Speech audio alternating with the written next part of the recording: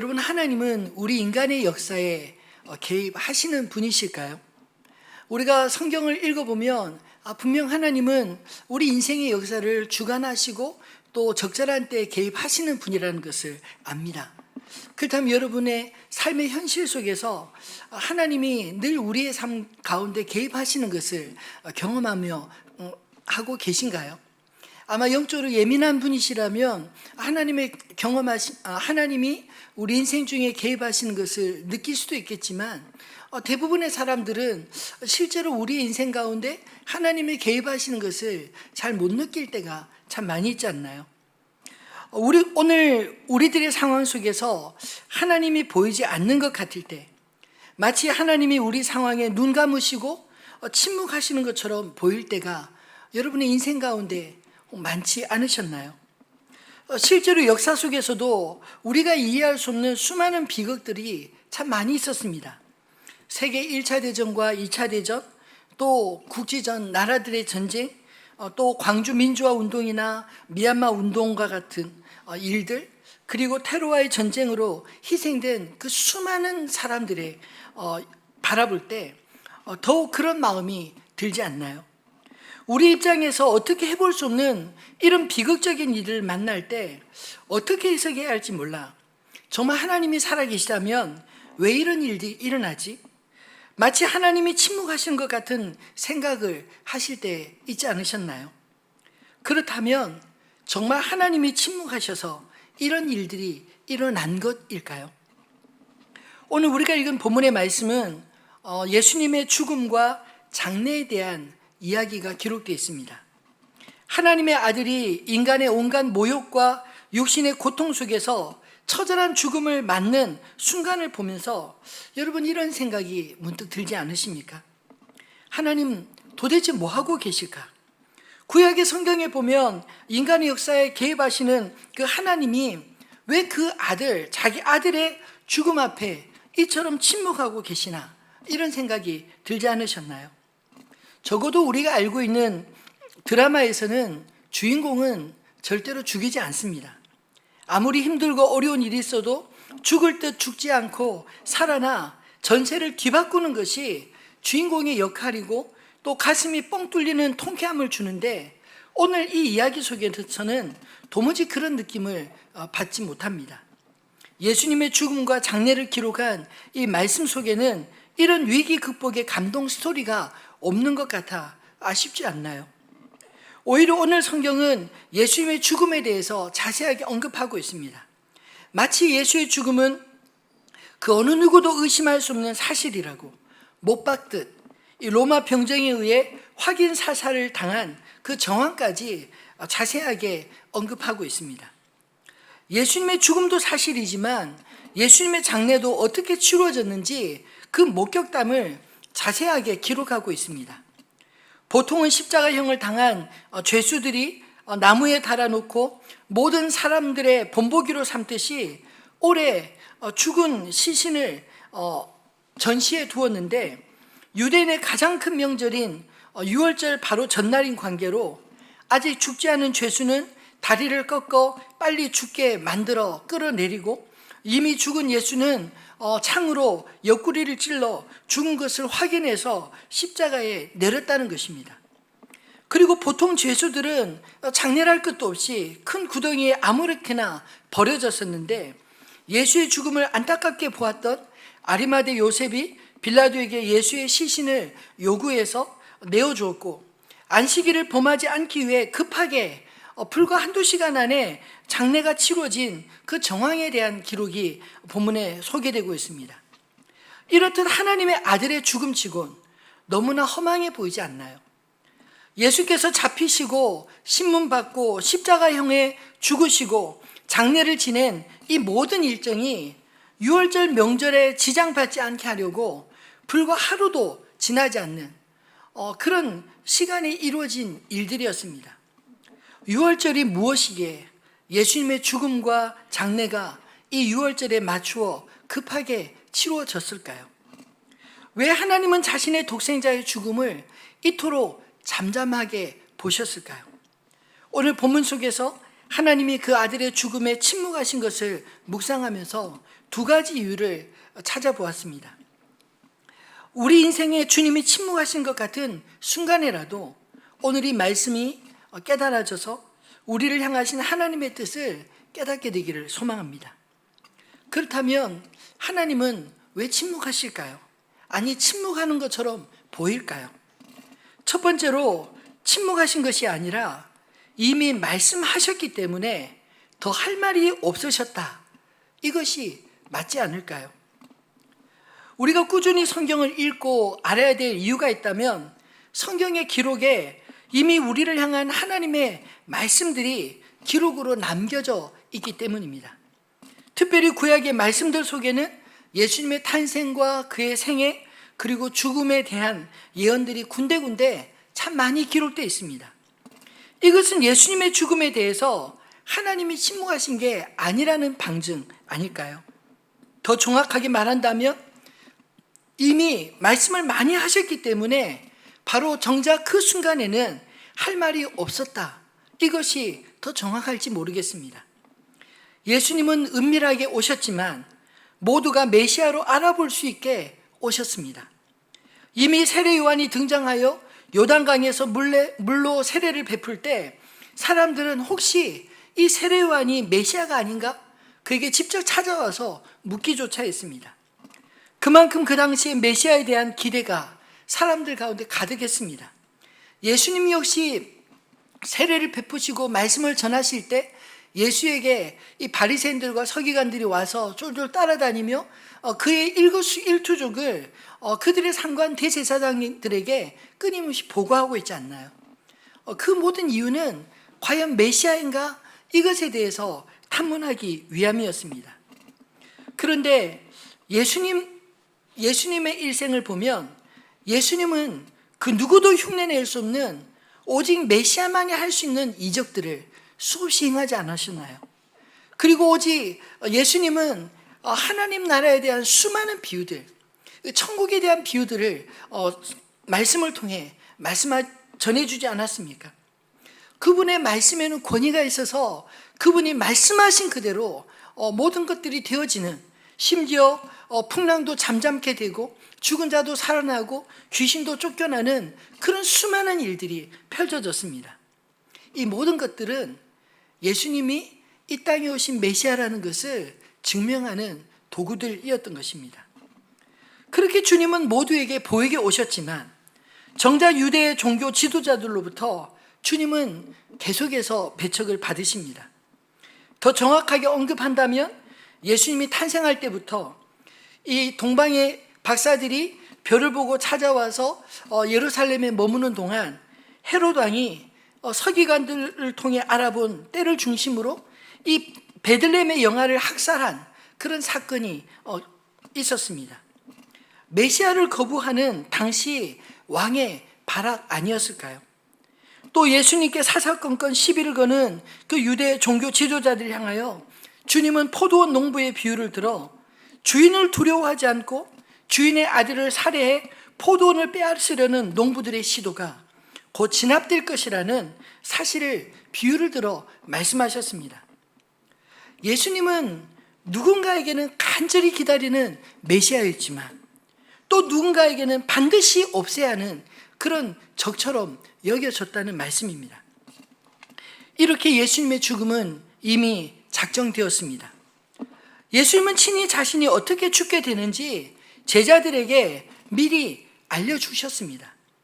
마태복음 16장 21절에 보면 이때로부터 예수 그리스도께서 자기가 예루살렘에 올라가 장로들과 대제사장들과 서기관들에게 많은 고난을 받고 죽임을 당하고 제3일에 살아나야 할 것을 제자들에게 비로소 나타내시니, 예수님은 베드로의 신앙의 고백을 듣고 비로소 자신이 죽음과 부활에 대해서 제자들에게 가르치셨다라고 말씀합니다. 그리고 구약의 성경에도 예수님의 죽음은 이미 수없이 예언되었습니다. 특별히 시편 22편 1절로 18절 말씀을 읽어보면 예수님의 십자가의 고통과 죽음이 마치 우리가 읽은 이 요한복음의 내용처럼 그렇게 기록되어 있습니다. 예레미야서 53장의 고난받은 메시아 예언도 우리가 잘 아는 내용들이 아닌가요? 그 외에도 수많은 시편들과 선지서들의 메시아의 고난과 죽음을 예언했기에 대적하던 그 대제사장들도 이미 알고 있었습니다. 그랬기에 대제사장들은 예수의 부활이 두려워 빌라도를 찾아온 게 아닐까요? 예수의 죽음 이후에 부활이 있을 거라는 예수님의 그 예언을 그들도 역시 무시할 수 없었습니다. 그 내용을 마태복음 27장 62절로 66절은 이렇게 설명하고 있습니다. 한번 같이 읽어볼까요?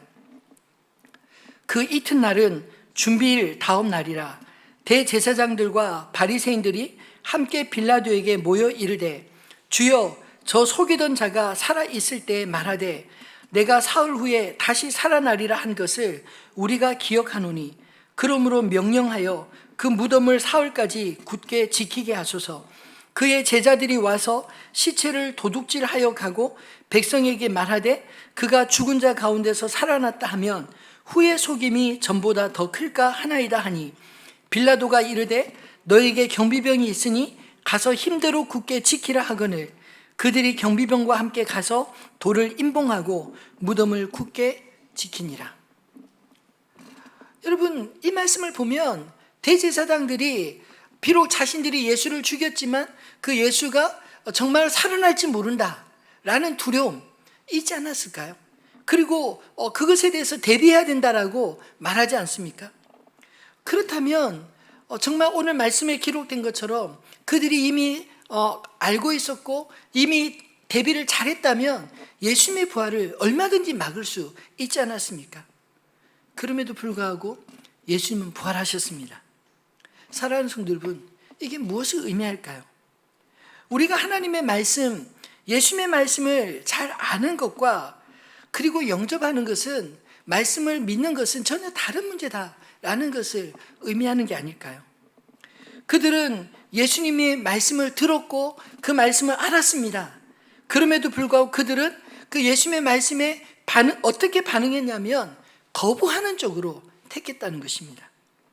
하나님의 말씀을 아는 것과 그 말씀의 태도는 전혀 다른 것입니다. 그런 의미에서 하나님의 말씀이 우리가 읽는 성경 이상으로 더 필요할까요? 저는 아니라 생각합니다. 이미 우리에게 주어진 성경 말씀을 우리가 바르게 알아야 하고 하나님의 말씀에 대한 올바른 태도로 받는 것, 그게 더 중요합니다. 오늘 하나님이 십자가에 달린 예수의 죽음에 침묵하시는 이 시간은 십자가를 바라보는 사람들에게 십자가에 달린 예수를 묵상하도록, 그가 왜 죽음을 당했는지 생각하도록 주어진 시간이 아닐까요? 예수의 죽음이 과연 그 자신의 죄 때문인지, 아니면 원수들의 비방으로 억울한 죽음을 당한 것인지, 아니면 성경에서부터 이미 말하여 온 대로 유월절 어린 양으로 우리의 죄를 대신하여 대속의 제물이 되신 것인지 우리가 생각하고 선택해야 될 시간이라는 말씀입니다. 하나님의 침묵 속에는 그 아들의 죽음을 통해 죽을 수밖에 없는 우리를 살리시기 위해 하나님이 하실 수 있는 것을 다 내어주신, 다 써버린 그 사건이 아닐까요? 그리고 이 죽음을 예언한 선지자들의 글을 통해 하나님이 침묵하신 것이 아니라 이미 준비하셨다라고 말씀하시는 것 같습니다. 이제 이 말씀을 들은 우리가 그 말씀에 반응해야 된 시간이 된 게 아닐까요? 하나님의 말씀을 아는 것도 중요하지만 그 말씀에 응답하고 말씀에 순종하며 살아 삶의 열매를 맺는 저 여러분 되기를 소망합니다. 여러분은 아는 것이 기준이 되고 인격이 되고 삶의 방향이 되어 살아가고 있습니까? 바라기는 하나님이 이미 말씀하신 것을 자세히 살펴 그 말씀을 깨닫고 반응하며 진심으로 그 말씀 가운데 살아가는 저 여러분 되기를 소망합니다. 두 번째로, 하나님의 침묵 속에는 우리가 이미 알고 있기 때문에 이제는 우리의 반응을 기다리시는 것입니다. 오늘 본문에 나중에 등장하는 아리마대 요셉과 니고데모의 출현은 사실 뜻밖의 출현입니다. 왜냐하면 그들 역시 사내들인 공회원들이었고 예수님이 처형에 대한 논의를 한 가운데 아마 그들도 있었을 가능성이 클 거라는 생각이 듭니다. 물론 그들이 적극적으로 찬성하지 않고 반대했다 하더라도 그들 역시 예수가 어떻게 죽게 되었는지 너무나 잘 알고 있었던 사람들이었는데, 이들이 예수의 시체를 요구해서 장례를 치렀다는 것은 상당히 이례적인 일 아닐까요? 그들은 예수를 이미 알았습니다. 아리마대 요셉은 처음 언급된 사람이어서 아마도 나서서 예수를 따르지는 않았지만 오랫동안 예수를 지켜보며 속으로 예수를 존경하고 따랐던 사람이었을 것입니다. 그리고 니고데모는 이미 요한복음 3장에서 한밤중에 예수를 찾아온 적이 있는 것으로 보아 그 역시 예수가 하나님에게서부터 온 사람인 것을 알았고 메시아에 대한 기대를 갖고 마음으로 따르던 사람이었습니다. 다만 그들이 직접 예수를 따르지 못했던 것은 두려움 때문이었습니다. 공회원으로서 다른 사람들이 예수를 얼마나 미워하는지 잘 알았기 때문에, 또 예수를 따르는 사람들을 유대계에서 축출하고 예수를 죽이려는 구체적인 계획까지 세워진 줄 누구보다 잘 알았기에 몸을 사릴 수밖에 없지 않았을까요? 그런 그들에게 예수님의 죽음은 충격이었습니다. 충분히 피할 수 있는 길을 피하지 않고 당당하게 십자가 위로 오르신 그 주님을 볼 때 오히려 자신들의 비겁함을 깨닫게 되지 않았을까요? 그렇다면 무엇이 이 두 사람 아리마대 요셉과 니고데모가 예수께로 나아가는데 장애물이 되었습니까? 아마 둘 다 예수님보다 훨씬 나이가 많았을 것입니다. 어쩌면 육신의 나이로는 예수님보다 아버지 뻘 되는 적어도 50대, 60대 어른들 아니었을까요? 사회적으로도 지위가 높았고 그 두 사람 모두가 다 부자였습니다. 예수님의 다른 제자들은 예수님과 나이가 비슷하고 또 고향이나 처지도 비슷했지만 이 두 사람은 소위 그 시대의 최상층이었고 엘리트였습니다. 가진 것이 많았다는 것, 그것을 다른 말로 말하면 잃을 것도 많았던 사람이었기 때문 아닐까요? 어쩌면 그들이 겉으로 예수를 지지하고 따르지 못했던 것이 그들이 가진 것을 지키려는 마음 때문이었을지 모릅니다. 물론 아직 어린 예수를 좀 더 지켜보고자 하는 신중함도 아마 있었을지 모릅니다. 그런데 예수님의 그 처절한 십자가의 죽음을 보면서 그들의 생각이 바뀌었습니다. 예수님은 유대인의 왕으로 몰려서 죽음을 당했지만 실제 그 당시 헤롯 왕보다 정말 왕다운 분이시지 않았나요? 그리고 빌라도 총독의 권세보다 권세가 더 많아 보이지 않습니까? 그리고 거룩하게 보이는 대제사장들보다 실제로 그분은 더 제사장다운 그런 풍모를 지니고 계셨습니다. 그리고 사내들인 공회 장로들보다 더 백성들을 사랑하고 또 백성들로부터 사랑받는 왕다운 인격과 권위를 지니신 분이시지만, 그러나 주님이 평소에 말씀하신 그대로 하나님 아버지와 백성을 위해 자신의 생명을 십자가에 온전히 내어버리지 않으십니까? 그것이 그들이 자신들이 가졌던 그 두려움과 비로소 맞설 수 있게 된 용기를 주었던 것입니다. 이처럼 예수님의 죽음은 그들에게 더 이상 숨지 말라고 하는 가장 확실한 메시지로 다가온 것입니다.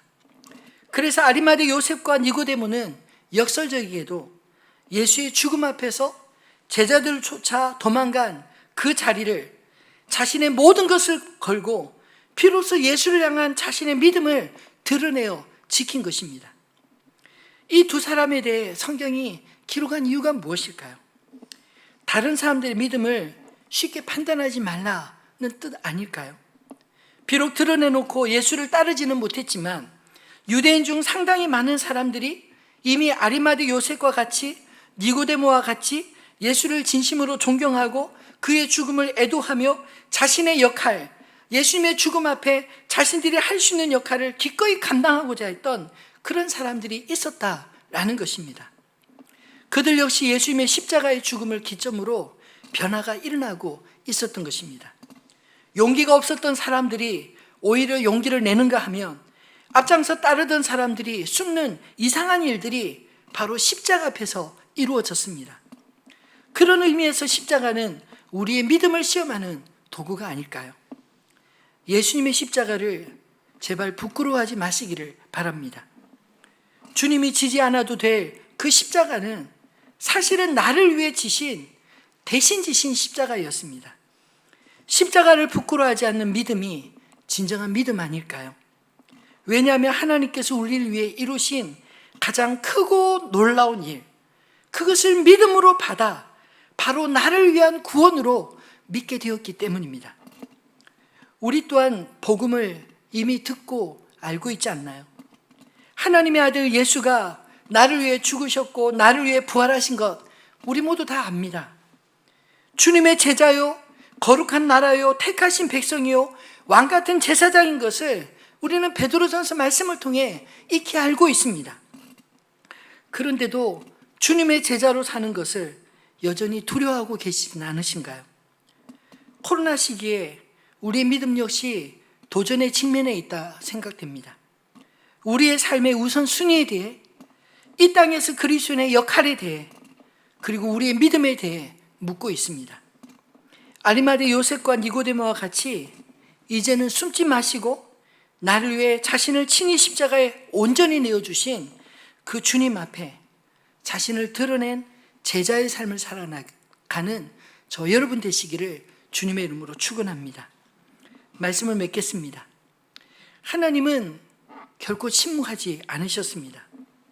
다만 우리가 우리에게 이미 전해주신 말씀을 살펴 믿기를 기다리십니다. 그리고 우리가 아는 대로 살기를 기다리십니다.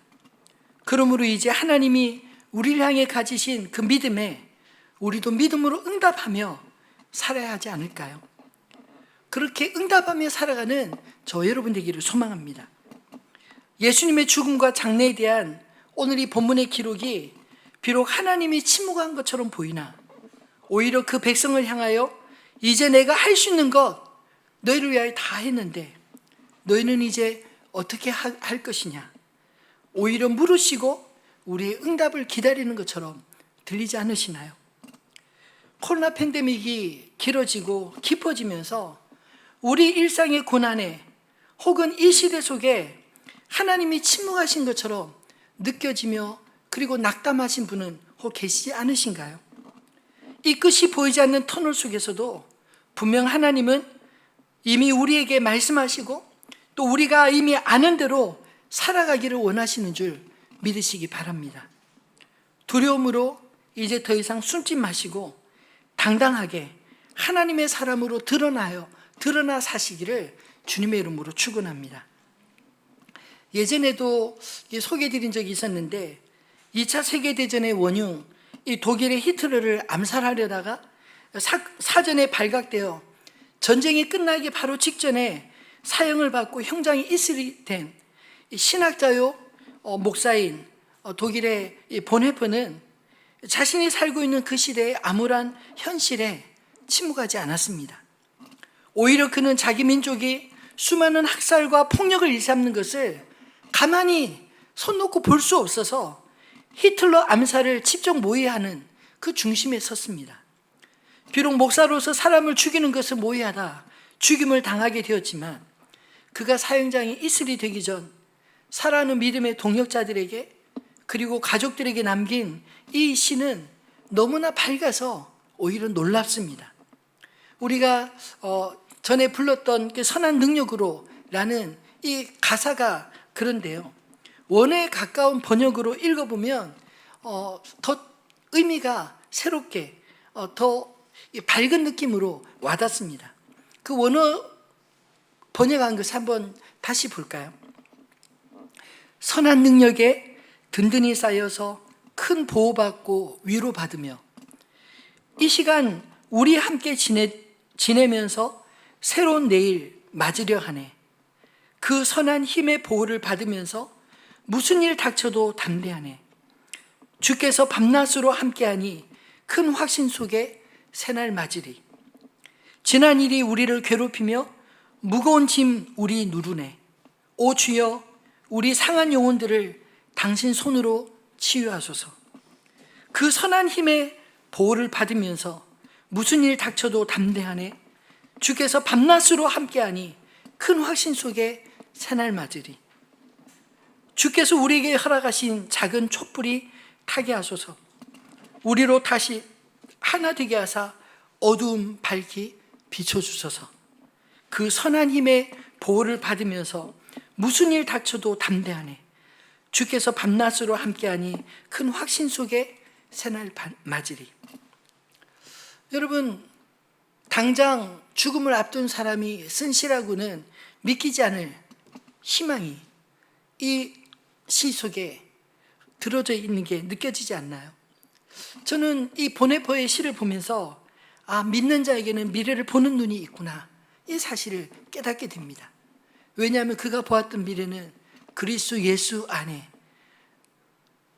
시작과 끝인 하나님께서 반드시 이 일의 마침이 될 것이라는 것을 알았기 때문입니다. 비록 자신의 죽음 앞에서도 보네포가 담대할 수 있었던 이유는 하나님은 결코 침묵하지 않으시고 이 역사에 궁극적으로 하나님이 마칠 것이라는 것을 확고하게 믿었기에 그는 자신의 전쟁이 끝나고 그리고 회복될 독일의 미래, 또 세계의 미래를 바라보기 전에 이렇게 꿈꾸며 눈을 감을 수 있었던 게 아닐까요? 사랑하는 성도 여러분, 우리 안에도 이런 믿음으로 암울한 현실만 바라볼 것이 아니라 우리 인생의 주관 되신 하나님을 안에서 결코 침묵하지 않으시고 이미 우리에게 말씀하신 주님의 말씀을 따라 그리고 그 말씀을 아는 자로서 행동하기 원하시는 주님 앞에 믿음의 삶으로 승리하는 저 여러분 되시기를 주님의 이름으로 축원합니다.